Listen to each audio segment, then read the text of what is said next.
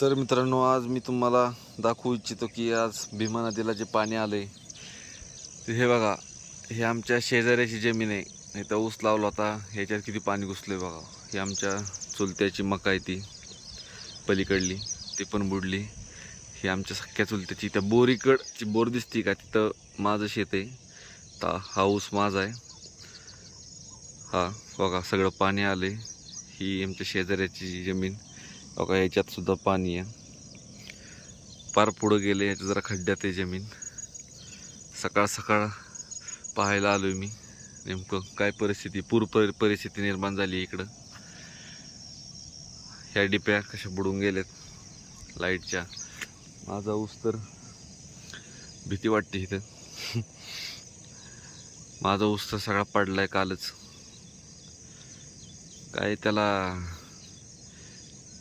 टेकानच राहिलं नाही, सगळा पडून गेला. थोडा थोडा दिसतोय उभा, एवढा पण नाही पडला. ह्यांच्या मका तर आता काय सगळ्याच गेल्या. ह्यात तो ऊस उगवतच होता, तर स्विमिंग पूलच झाले ह्याच्यात.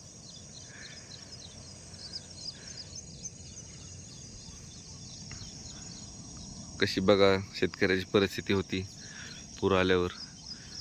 आता हा शेतकरी काय म्हणत असेल स्वतःला, काय वाटत असेल त्याला काय मलाच वाटते आता. पण शक्यतो ऊसाला जास्त करून नाही काय होत, संध्याकाळपर्यंत जाईल पाणी निघून. नंतर काय सांगता येत नाही कसं काय होतंय काय नाही.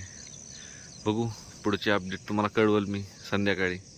पाणी किती कमी झाले का वाढले का. इकडं आमचं घर आहे, इकडं बघा, इकडं तर तिकडं पाणी येते, तिथपर्यंत पाणी येतं पार. पण काय माहिती आता काय होते काय नाही, बघू. चला, धन्यवाद. चॅनलला लाईक करा, सबस्क्राईब करा.